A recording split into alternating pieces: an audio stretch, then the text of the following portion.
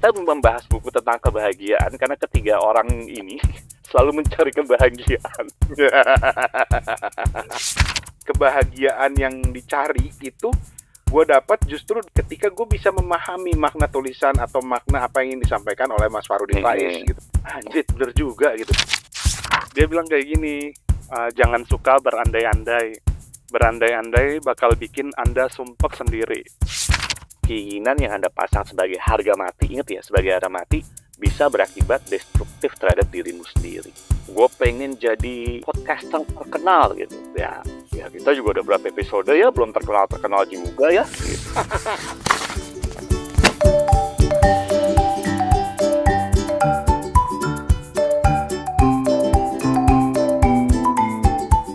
Tes.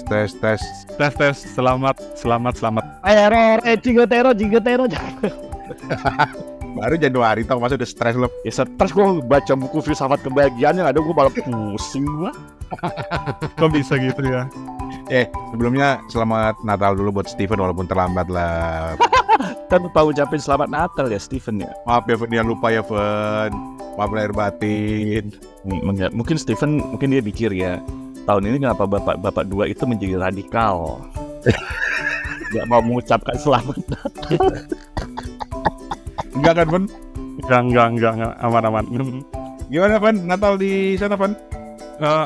Natal tahun baru berlangsung adem ayem aja di sini. Iya. Setiap tahun setiap Steven Natal tuh gue selalu nanya pertanyaan yang sama dan Steven selalu ngasih jawaban yang sama. Jadi sekarang gue mau tes lagi. Apa? Natal kali ini makan apa Fen di rumah Fen? Nasi kuning. Gue bilang nasi kuning lagi, awas lu Fen. Kemarin apa ya? Apa khas di rumah lu? Mungkin ini ada bikin sate ya. Sate men. Untungnya gak bilang nasi kuning lagi loh. Tapi sebenarnya gak salah Rani bilang nasi kuning. Kalau dia tanya, Mas Toto, Bang Rani, lebaran kali ini ada apa? Ada ketupat. Kan juga bosan ya, tiap tahun kita juga ada ketupat loh. Kalau Steven itu kayaknya maniak. Karena apa? Ditanya di luar Natal juga, lu udah makan tadi makan apa? Nasi kuning lah. Iya. Ternyata semua nasinya bang kuning. Tapi serius, nasi kuning Ambon itu to die for banget. Beda loh sama nasi kuning di Condet. Emang bedanya apa tuh? Kuningnya beda. Buat gue tuh ada kayak rempah-rempahnya yang khas gitu. Ada rempahnya khas, terus lauknya tuh beda. Ikan cakalang. Ya Van ya. Iya. Kunyitnya lebih rendang ya. Terus yang kayak abon tuh apa ya Van? Yang kayak abon gitu ya? Iya, itu kayak abon ikan. Abon ikan juga, iya. Abon ikan, anjir enak banget. Terus abonnya ikan cakalang juga, tapi masuk abon. Terus sama apa? Sambal goreng. Sambal gorengnya apa? Ikan juga. Jangan salah, tapi ada kerupuk. Kerupuknya apa? Ikan cakalang. Atau jangan minumnya apa? Jus apa? Jus ikan cakalang. Aduh. Tapi itulah Ambon dengan ikannya. Wah, dahsyat. Ya wes lah, kita mulai. Jadi kita kasih latar belakang dikit lah. Untuk tahun 2024, selamat tahun baru seperti biasa. Selamat Natal buat Steven. Ini kita rekaman pertama, walaupun kayak buku ini episode yang kedua ya, karena didahului dengan episode terdampar.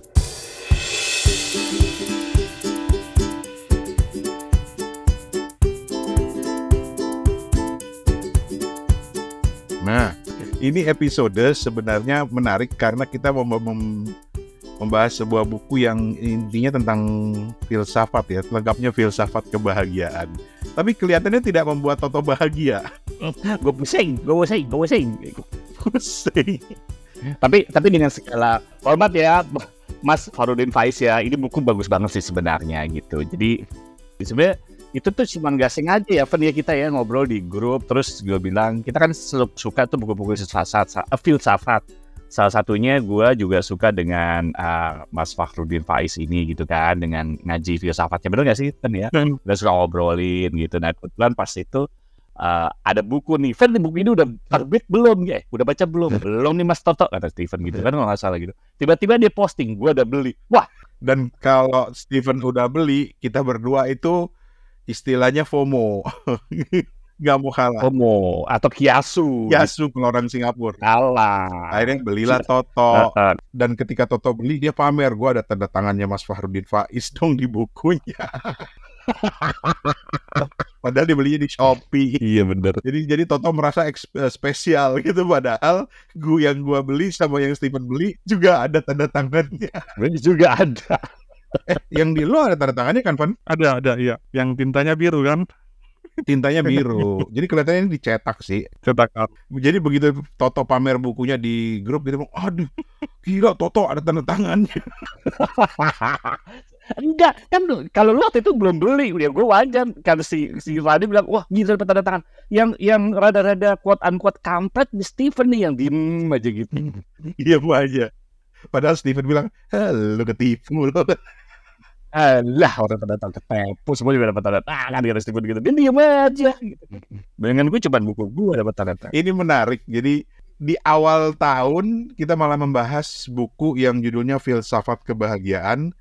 Dari Plato via Al-Farabi dan Al-Ghazali sampai Ki Ageng Suryo Mentaram dari Fahrudin Faiz. Mas Fahrudin Faiz ini apa ya, dia dosen di mana ya? Gue lupa gue. Dia di UIN. Di UIN. UIN Kalijaga di Jogja gitu.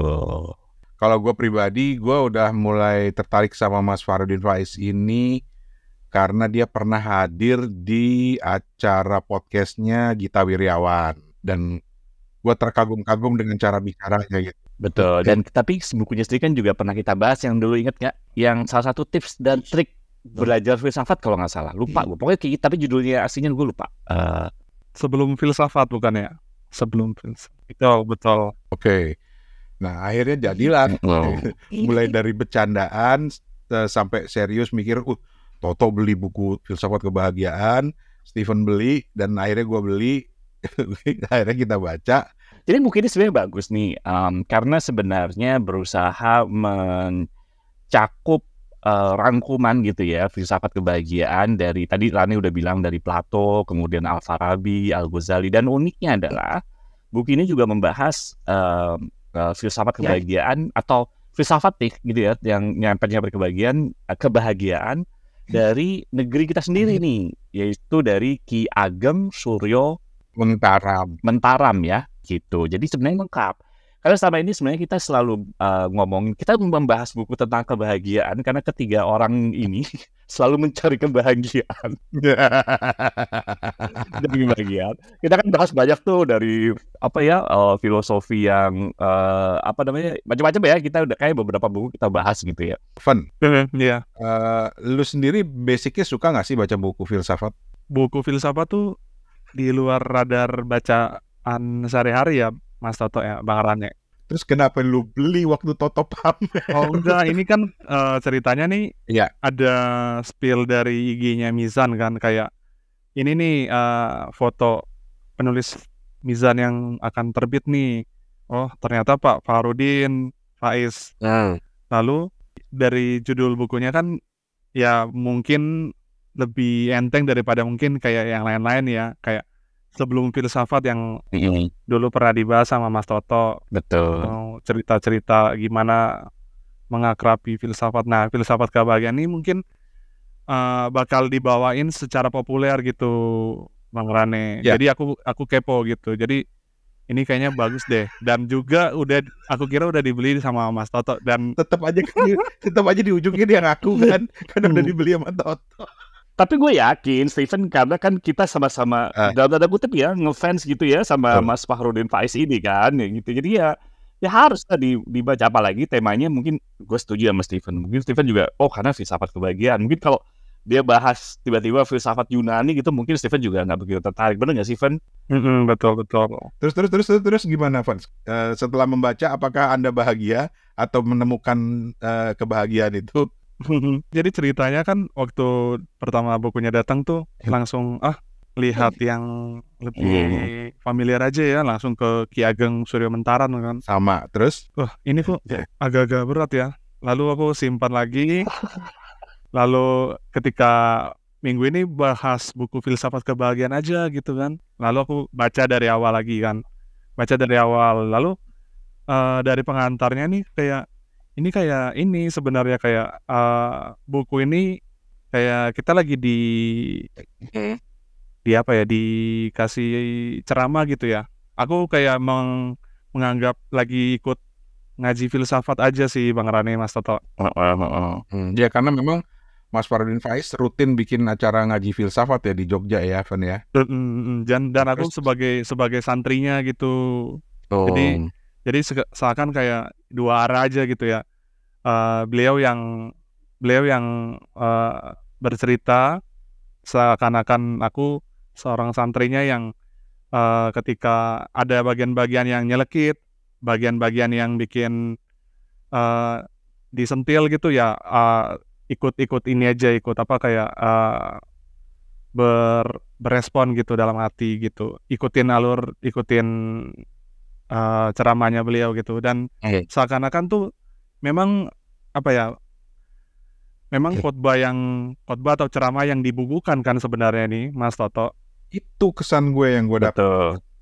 Jadi ya kalau mungkin teman-teman atau baca seperti baca buku biasa sih oke-oke aja, dan aku merasa kayak lagi ikut ceramahnya dan bacanya itu ikut adem gitu, ngajak retrospeksi diri ya, pokoknya senang aja sih bacanya ini. Mas Toto. Tapi pertanyaan gue tetap kembali ke pertanyaan yang awal tadi. Iya. Lu menemukan gak rahasia kebahagiaan itu akhirnya setelah baca buku ini? Oh gitu ya. Ya mungkin karena apa ya, karena dikasih Plato duluan ya Mas Toto ya, dikasih Al-Farabi, dikasih Al-Ghazali, terus pamungkasnya tuh langsung Ki Ageng ya. Ya mungkin yang paling ngenanya tuh yang 6S itu. 6S. Ntar kita ceritain apa itu 6S Ki Ageng Surya Mentaram. Tapi gue sih terus terang sama seperti Steven, ketika baca pertama itu yang pertama gue lihat justru yang langsung ke Ki Ageng Surya Mentaram, karena Plato ya kurang lebih lah udah tau lah gitu ya, Al-Farabi oke, Al-Ghazali apalagi gitu lah kan, karena gue dulu peminat bapak buku-bukunya Al-Ghazali atau pemikiran Al-Ghazali. Tapi Ki Ageng Surya Mentaram ini ternyata menarik gitu. Nanti kita ceritain. Nah, sekarang ke Toto, gimana Toto? Apakah lu bahagia Toto? baru awal aja udah puyeng gitu kan. Terus gue pas udah selesai belum puyeng, gue malah tambah puyeng gue tentang kebahagiaan gitu kan. Terus gue kan itu tanya Steven ya di grup, kan udah selesai. Belum Mas Toto, saya selingin buku lain, gue cuma ngekik aja sendiri. Pasti dia puyeng juga tuh. Tapi gini, seperti membaca buku filsafat, gue setuju banget sama Steven ya. Jadi buat teman-teman yang mungkin pengen baca, enggak. Tapi kalau kita bilang puyeng, atau kasihan jadi nggak baca. Tapi sebenarnya enggak. Gue setuju sama Steven, karena pola penulisan buku ini sebenarnya pola penulisan, apa ya, kata-kata yang dalam artian, kalau tadi Steven mungkin bilang khotbah gitu ya, atau mungkin ngaji gitu ya. Ini seperti orang bertutur dan kalau kita baca buku jadi salah. Tapi sebenarnya seperti dua arah, karena memang gue nggak tahu ya menurut Rani apa enggak, tapi gue setuju sama Steven karena menurut gue dia seperti tutur kata aja gitu, seperti orang bertutur gitu. Jadi sebenarnya materinya lumayan oke, lumayan dalam tanda kutip mungkin berat, tapi disampaikan dengan bahasa yang sebenarnya sederhana. Mudah nggak sih? Jadi ini menurut gue kelebihan Mas Farudin Faiz ini ya, menurut gue ya. Dia mampu membuat sesuatu yang sifatnya berat menjadi sebenarnya bisa dijelaskan dengan cara yang mudah gitu. Kalau gue baca mungkin beda dengan lu berdua gitu ya. Gue baca dari awal, dari Plato, kemudian Al-Ghazali gitu kan, gitu sampai terakhir gitu. Nah kalau gue tipenya ngurut begitu, dan memang di awal-awal gitu kayaknya kita dicekokin sama Plato yang langsung boring banget gitu. Nah, kalau gue membaca buku ini tuh seakan-akan jadi gini. Plato itu kalau di bab tentang Plato, ini langsung aja masuk gitu ya. Dia teoritis tentang, gue belum bilang filosofi atau teoritis tentang kebahagiaan itu sendiri atau perilaku manusia kan gitu. Dan sementara kalau di terakhir, di terakhir lambat laun gitu, tadi ada 6S nanti kita bahas. Itu justru lebih ke arah penerapan. Jadi ketika gue selesai baca Plato dan gue taruh bukunya, gue belum tahu nih what should I do gitu. Walaupun gue tahu, oh orang itu ternyata ada nafsu yang begini. Kan gitu Plato bilang ya, nanti kita bahas. Nah, ketika ke belakang, seakan-akan gue dapat penutup berupa, lu tuh sebenarnya, lu udah tahu begitu, ini lo yang sebenarnya dengan gampangnya bisa lo lakukan gitu. Salah satunya adalah dengan cara ya tadi 6S nanti kalau kita mau bahaskan gitu. Udah gak maksud gue, jadi sepertinya sisi praktisnya ada di belakang. Kalau gue cara baca gue begitu gitu. Jadi buku ini ya kan seperti contoh misalnya kita tahu Plato nafsu manusia itu seperti apa. Tapi kalau menurut gua dengan 6S, oh ternyata kita tuh bisa menerapkan itu semua dengan cara 6S tadi gitu. Udah kan maksud gua. Jadinya sebenarnya semuanya link satu sama lain gitu. Sementara kalau gue baca Plato doang berarti di situ lu kan terus what should I do gitu. Kalau gue tahu begitu kan, seperti itu sih. Jadi lengkap menurut gue buku ini. Jadi keren banget sih kalau menurut gue. Oke.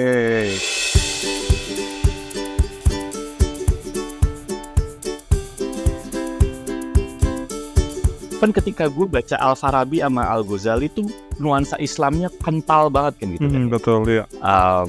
Nah ini mungkin catatan buat teman-teman yang kebetulan non-muslim. Lu sebagai non-muslim melihat ini gimana, Van? Dari mulai Plato sama Surya Mentaram, lu ketika baca, lu kesulitan nggak? Kan banyak tuh istilah-istilah dalam. Kalau gue nggak kesulitan karena gue muslim gitu ya. Mungkin Rani juga gitu. Buat lu yang non-muslim gimana? Apakah bisa mencerna gitu, kemudian dari Al-Farabi, Al-Ghazali ini lu bisa mencerna nggak dengan gampang gitu sebagai non-muslim misalnya kayak gitu? Jawaban singkatnya tuh bisa ikut memahami ya Mas Toto ya, karena ketika di awal dari di bagian Plato kan dia udah sempat menyinggung kalau dari Plato ini kan akan bermuara, maksudnya turun terus tuh ke filsuf Islami dulu ya, Mas Toto ya, baru ke mana-mana lagi gitu. Oh jadi memang sudah ada bridgingnya, dan ketika masuk di bab tersebut ada banyak kalimat-kalimat bahasa Arab kan kayak kolbu ya, itu karena mungkin sudah sering dan cukup familiar ya, jadi terasa cukup dekat gitu ya. Oke. Menarik sih. Secara umum dulu, kalau yang gua dapat ya dari buku ini, bukan langsung kebahagiaan. Aduh, minta maaf, bercanda mulu gue. Tapi sepanjang baca buku ini gue ketawa gitu loh, karena aduh ini pasti Toto ngomel nih, pasti ini bener kan dia ngomel. Karena iya benar. Karena apa ya, prinsipnya itu sebenarnya lu ngenalin diri lu sendiri kalau lu mau bahagia gitu. Gimana lu mau bahagia kalau lu nggak ngenalin diri sendiri? Intinya kan seperti itu. Betul. Maaf nih kalau gua sangat menyederhanakan, tetapi dari pemikiran Al-Ghazali, Al-Farabi, kemudian juga Plato, dan terakhir Ki Ageng Surya Mentaram tuh memang lu harus kenali diri lu sendiri kalau lu mau bahagia. Nah, nanti ya di ujung-ujung nanti gua akan coba bandingkan buku ini dengan satu buku populer di Amerika yang ini juga ngajarin orang mencari kebahagiaan, tapi dia sangat praktikal. Nah, oke. Nah, karena kalau buku ini kan dia memang ya namanya juga filsafat ya, dia mencoba mengkaji, mengenali dirinya sendiri gitu kan, apa itu diri kita sendiri. Terus juga ada kayak yang di prinsipnya Al-Ghazali itu yang terkenal banget tentang bagaimana bentar, mana sih tadi? Pokoknya dia ada yang bilang dia menuliskan tentang 5 hal yang untuk menuju nikmat kebahagiaan kayak gitu kan. Itu kan sebenarnya lebih kepada kajian kita untuk istilahnya melihat dulu ke dalam gitu loh. Bahwa sebenarnya kebahagiaan itu terciptanya dari diri lu sendiri. Gitu kurang lebih. Jadi yang dipelajari itu sebenarnya softwarenya dulu. Bahkan kalau gue bilang cara kerja softwarenya dulu, bukan cara mengoperasikan softwarenya gitu kan. Walaupun di satu sisi sebenarnya banyak juga yang sebenarnya dikasih contoh juga oleh Mas Farudin Faiz ini gitu. Walaupun kadang-kadang membaca buku filsafat ini memang harus pelan-pelan gitu ya. Misalnya sebentar ya, gue cari yang tadi tentang kebebasan. Mana ya, kebebasan tentang manusia itu pada dasarnya bebas, tapi kebebasan manusia itu juga terbatas. Nah, lo bingung gak lo? kampret, gue bilang kayak gitu nih. Maksudnya apa? Jadi harus bacanya memang pelan-pelan, tapi jauh lebih gampang, jauh lebih mudah karena sebenarnya bahasanya lumayan populer sih. Nah, ini tentang di halaman 55 ya, halaman 5. Katanya kata Plato tuh hakikat manusia adalah bebas. Anda mau memilih apa saja sebenarnya bebas. Cuman ada batas. Paling tidak batas yang pertama adalah tuntutan jasmania. Ya, dan seterusnya. Jadi kata lu bebas tiba-tiba dibatasin lagi. Jadi sebenarnya bebas apa enggak gitu kan. Nah, tapi memang membaca seperti ini, seperti kata Rani tadi, akhirnya kita punya refleksi terhadap diri kita sendiri gitu kan. Mempertanyakan, mungkin itulah yang filsafat kan. Keep asking gitu. Jadi sebenarnya ketika lo beli buku ini, seperti setelah baca judulnya, lo nggak bisa menganggap buku ini sebagai kayak how to untuk jadi bahagia gitu loh. Walaupun sebenarnya nggak salah ya, Ran ya. Bisa aja. Ini kan dibilangin gini terakhirnya kan. Ya tidak harus dihafalkan karena nggak ada ujiannya kan. Ya, bener. Jadi sebenarnya apa ya?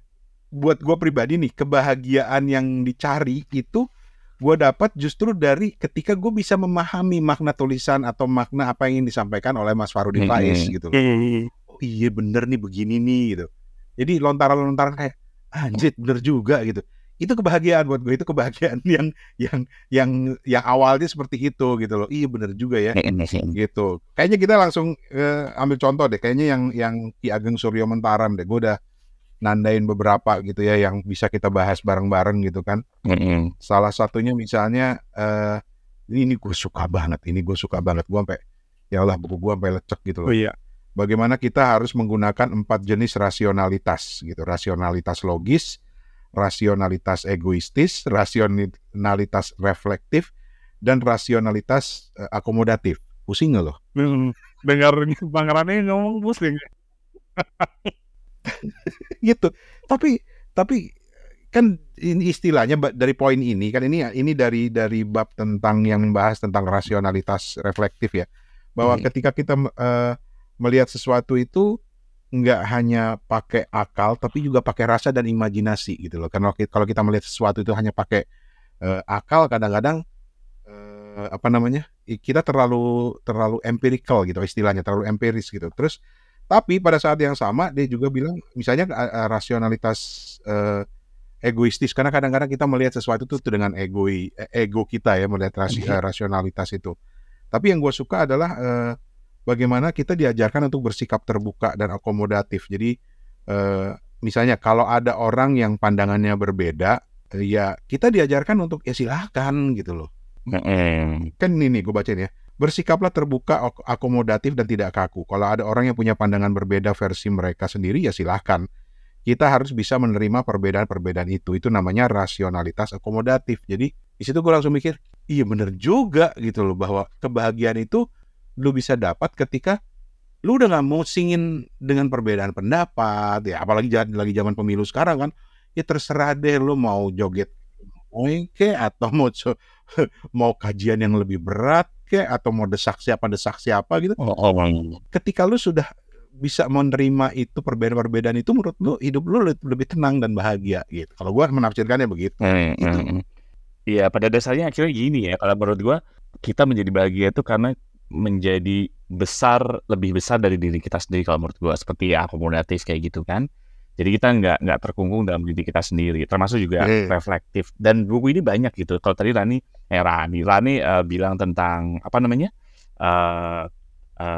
rasionalitas gitu ya.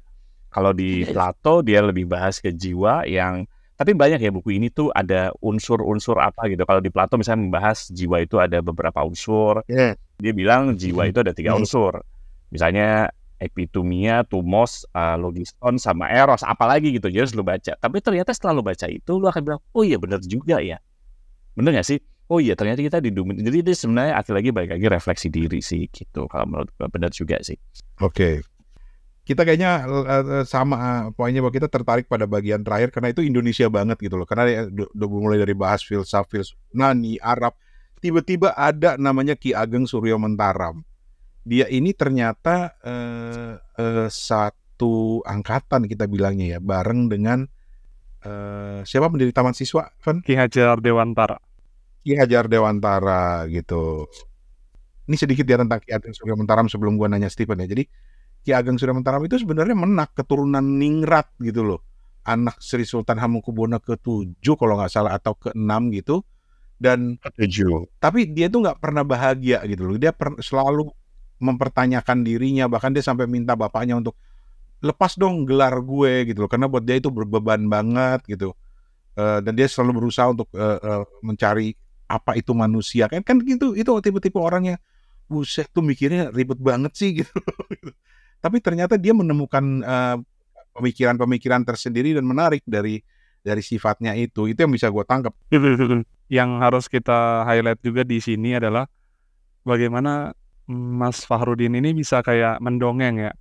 Dalam artian kayak siapa sih Plato, siapa sih Al-Farabi, siapa sih Ki Ageng. Dari awal dia melontarkan nama-nama tersebut tuh dia bisa cerita backgroundnya mereka dan membuat kita kayak simpati istilahnya.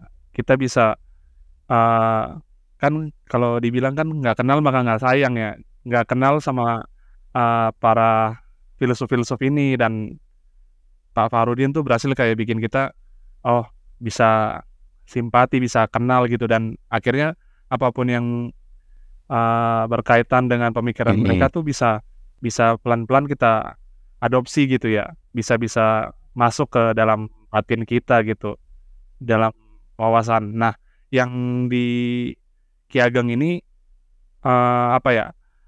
meski paling akhir tapi menurut aku kayak paling tipis ya ini bahasannya. Aku juga bersenandika ini, udah mau habis nih, udah mau selesai nih akhirnya nih. Dan dan akhirnya ya menghabiskan filsafat kebahagiaan di awal tahun nih ceritanya. Dan kayak Ki Ageng nih bisa bisa kita ikutin gitu ya, from zero to hero ya semacam itu. Tapi di satu sisi khotbah beliau yang menjelaskannya tuh lebih enak ya. Misalnya kayak gini nih yang aku suka nih di halaman 264. Mungkin ini salah satu take away yang bisa aku bagi di kesempatan ini nih. Judul anak babnya nih sesal dan khawatir gitu ya. Ini sekilas aja ya Bang Raninya, Mas Toto. Satu paragraf lah. Dia bilang kayak gini, jangan suka berandai-andai. Seandainya dulu aku begini, mungkin sekarang sudah begitu. Seharusnya aku seperti ini dan seperti itu. Berandai-andai bakal bikin Anda sumpek sendiri. Yang lalu biarlah berlalu. Yang akan datang jangan dikhawatirkan. Yang hari inilah yang mestinya dinikmati dan disyukuri. Sekarang Anda bisanya apa? Mana yang nyaman buatmu, lakukan saja yang itu. Yoi.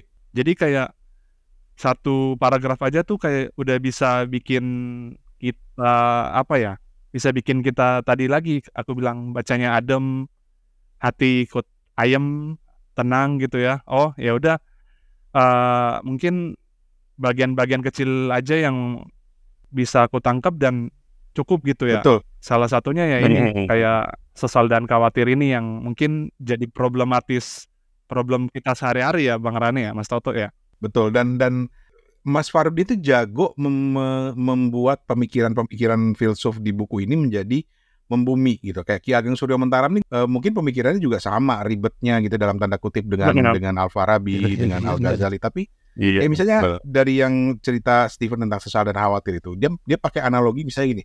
Lu naik motor. Ya yang namanya ngelihat spion tuh sekali-sekali aja. Nggak bisa lu ngelihat spion terus. Buat gue tuh gila, iya bener juga gitu, keren juga gitu. Ada kan bagian itu kan, atau lu harus lihat ke depan gitu loh. Jangan khawatir, jangan mikirin wah jangan-jangan di depan ada kecelakaan gitu loh. Nikmatin aja naik motornya gitu loh, nggak perlu khawatir. Jadi dia pakai analogi yang sederhana gitu. Terus ketika dikaitkan dengan kebahagiaan, di awal aja dia udah nulis kan dari pemikirannya Ki Ageng Surya Mataram ini soal rumus kebahagiaan 6S. Gue lama baca ini, bolak-balik gitu loh, dan sampai sekarang kadang-kadang gue masih merasa menemukan hal baru. Makanya gue nanti mau nanya Toto. Tapi 6S tuh nih ya kita bacain ya. 6S pakai bahasa Jawa tapi ada terjemahan bahasa Indonesia. 6S itu adalah ini rumus bagian 6S menurut Ki Ageng Suryo Mentara. Oh, gue bangga banget nih. Indonesia tuh punya loh filsuf-filsuf kayak begini gitu. Misalnya nih ya, yang pertama, sak butuhe.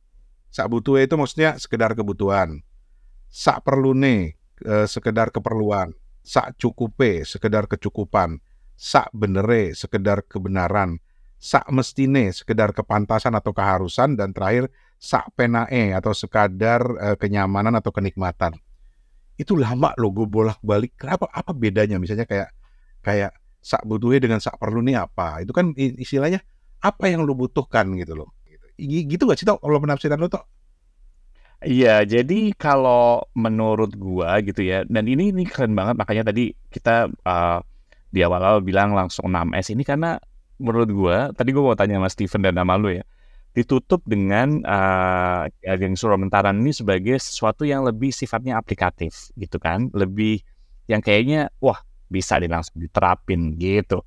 Nah, 6S ini. Jadi kalau menurut gua kan kita tadi kita baca tentang Plato, tentang keinginan, nafsu segala macam gitu, terus gitu ya. Kemudian di sini ternyata orang itu menjadi bahagia atau tidak kadang-kadang kalau menurut gua gitu ya, sama baca buku ini didrive sama keinginan gitu. Dan salah satu untuk konsep kebahagiaan menurut Suryo Mentara ini ada 6S. Artinya apa? Lu tuh sebenarnya kalau jadi orang itu gimana ya? Sesuai dengan kebutuhan atau sak butuhe gitu. Sak perlune, sak cukupe, sak benere, sak mestine, sak penae, bukan seberapa lu pengen gitu. Jadi keinginan lu tuh harus, kalau menurut gue menjadi bahagia ya harus dikontrol dengan ini gitu. Sesuatu itu sesuai dengan kebutuhan, bukan sesuatu yang diinginkan. Antara butuh dan keinginan kan sesuatu yang berbeda kalau menurut gue. Jadi ya kayak gitu. Dan bagusnya adalah seperti tadi tadi Steven bilang, contoh-contohnya tuh juga aplikatif gitu kan. Misalnya secukupnya, secukup itu berapa? Ya nggak terlalu panjang, nggak terlalu pendek. Kalau lu misalnya disuruh bikin makalah 2 halaman ada sudah cukup untuk meneruskan ide gitu ya, untuk menyampaikan ide, ya nggak perlu sampai 5 halaman lah, kata dia gitu. Bener. Yang ada lu copy paste, kata dia gitu. Untuk buat dia kan kayak gitu kan. Apalagi ada di bagian itu dia mencontohkan misalnya dia bilang di luar tuh dia banyak menemukan proposal tesis yang cuma 3 halaman, sementara kita 50-60 halaman untuk proposal gitu loh. Betul.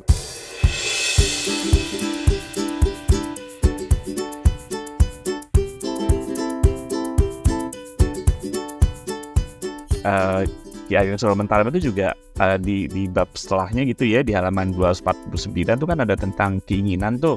Dia juga bahas nih bahwa punya keinginan itu boleh, tapi jangan dipatok sebagai target final. Ini bagus banget kan. Ini sesuatu yang selalu gue pegang nih. Sebab yang mungkin ini sesuatu yang gue pegang sebagai iman juga gitu ya. Jadi sebab yang bikin skenario hidup ini bukan kita gitu. Jadi kalau menurut gue terlibat gini, lu jangan matok keinginan misalnya jadi orang kaya gitu. Jangan. Lu berusaha menjadi orang kaya betul, tapi jangan dipatok. Kadang lu yang jadiin lu orang kaya atau enggak, lu jadiin orang pintar atau enggak, yang bikin skenario itu kan bukan lu gitu. Artinya kita percaya bahwa Tuhan yang ngatur itu semua, hasil akhirnya gitu kan. Jadinya ya lu jangan matok tentang keinginan. Dan lucunya adalah, contohnya adalah mungkin Anda bilang ya, pokoknya kalau udah punya pacar, hidupku pasti lebih tentram dan tidak galau. Padahal kan juga belum tentu. Kenapa hasil akhirnya punya pacar? Itu yang mencoba dia coba tekankan. Tapi di satu sisi bisa jadi Anda anti pacaran. Pokoknya jangan sampai punya pacar. Pacar mengganggu dan merusak. Lagi-lagi itu ya keinginan dan hasil akhir gitu kan. Tapi dalam prakteknya jangan-jangan energi lu untuk jadi anti pacaran lebih besar daripada energi lu untuk belajar. Karena tadi katanya pacaran merusak dan mengganggu belajar gitu. Iya kalau lu belum jatuh cinta, kata dia. Kalau udah jatuh cinta kan lain soal gitu. Jadi itulah sebenarnya kita coba mengontrol hasil akhir. Gue pengen ini gitu ya. Jangan ya kontrol lah keinginan itu gitu. Itu yang membuat kita menurut gue ya menjadi bahagia atau enggak. Jadi sampai beliau itu diburi, di bold gitu, ditebal. Jadi berhati-hatilah dengan keinginan. Keinginan yang Anda pasang sebagai harga mati, ingat ya, sebagai harga mati bisa berakibat destruktif terhadap dirimu sendiri. Gitu. Itu kalau dikaitkan dengan rumus kebahagiaan 6S itu mestine. Betul. mesti gitu. Dan jangan dikontrol sebagai harga mati gitu, bahaya gitu. Gue pengen jadi pengen jadi podcaster terkenal gitu. Ya kita juga udah berapa episode ya, belum terkenal juga ya gitu, misalnya kayak gitu. Jadi ceritanya Mas Toto, kita harus bacanya dari awal untuk bisa memahami secara utuh ya, kayak gitu ya? Enggak juga sih sebenarnya. Enggak juga sih. Kebetulan gue baca itu dari awal sampai akhir, Van, gitu. Dan gue merasa beruntung banget ketika baca awal dari akhir, gue ditutup dengan sesuatu yang aplikatif. Tapi buat teman-teman yang lebih tertarik dengan Al-Ghazali, lebih tertarik dengan Al-Farabi, ya fine-fine aja gitu, menurut gue gitu. Cuman menurut gue kok somehow secara kebetulan gue bacanya dari awal sampai akhir, dan di akhir itu ditutup dengan aplikatif. Sesuatu yang berbeda ketika mungkin Ki Ageng Surya Mentami ini ditaruh di depan, gue udah dapat aplikatifnya, kebetulan gue suruh mikir di belakang, mungkin akan jadi beda gitu. Entah kenapa, mungkin disengaja atau tidak, tapi menurut gue lebih nyaman dengan cara seperti itu. Walaupun nggak ada hubungannya sih ya, maksudnya lo boleh aja baca acak sih gitu. Kayak lu kan juga, kayak Rani juga baca acak ke belakang dulu, mungkin karena kita sama-sama tertarik, pertama karena ini Indonesia gitu kan ya, Ran ya Van ya. Mungkin kita juga jarang baca filsuf Indonesia yang terekspos gitu kan, sangat sedikit sebenarnya. Entah mungkin gue juga referensi gue tentang filsuf Indonesia tuh sangat jarang banget gitu, sangat jarang banget yang kita bisa baca, kita telaah gitu, terutama filsuf Jawa gitu atau Indonesia lah secara keseluruhan gitu. Jadi sangat menarik. Iya, gue setuju sama Toto tadi ya. Kalau mau baca dari Plato sebenarnya menarik sih. Lu tahu ada perjalanan di situ dari pemikiran-pemikiran yang sudah diceritakan oleh Mas Farudin Faiz, apalagi ini bagian dari pengajian ngaji filsafat gitu ya. Tapi ya mungkin karena gue udah sering baca Plato lah segala macam, gue mulainya dari paling akhir. Tapi kalau buat lo yang suka dengan quote-quote, kan ada orang yang suka banget menggarisbawahi untuk dijadiin quote segala macam. Ini cocok nih, karena Mas Farudin itu banyak kasih contoh yang membumi banget, yang praktis banget gitu, yang bagaimana dia menuangkan pemikiran-pemikiran yang para filsuf yang ribet dalam tanda kutip tadi gitu. Ini kalau yang jagoan filsafat dengerin kita ngobrol kayak gini mungkin akan ketawa, wah itu yang lu tangkap gitu. Tapi ya itu kebahagiaan buat gue bahwa setiap orang punya cara menafsirkan tersendiri, dan ya udah nggak ada yang salah gitu, fine-fine aja. Karena bermanfaat buat tuh. Sak butuh gitu. Iya.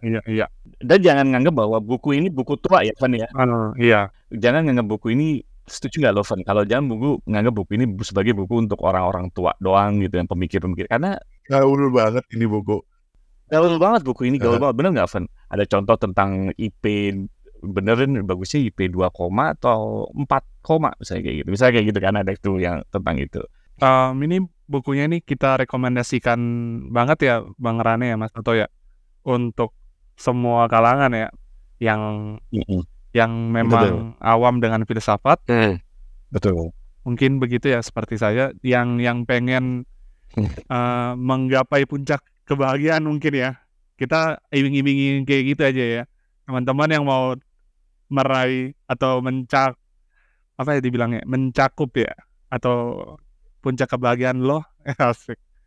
Coba baca buku ini dan temukan beberapa, mungkin bakal ada yang bisa diambil gitu ya buat tahun ini.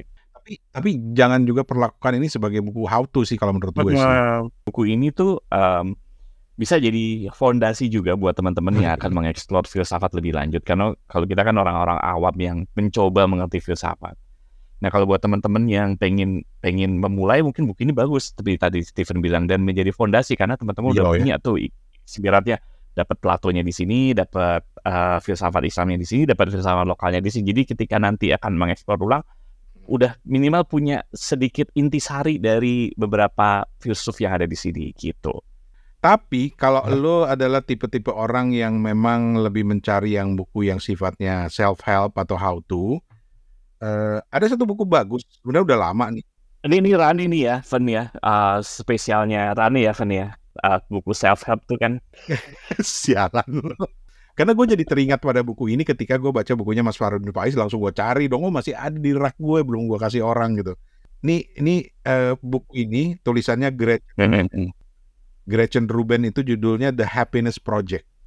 Jadi Gretchen Rubin ini seorang penulis, dia sukses lah, dia asisten salah satu pengacara terkenal di Amerika gitu, atau anggota senat atau apa gitu, gue lupa. Pokoknya dia sudah sangat sukses.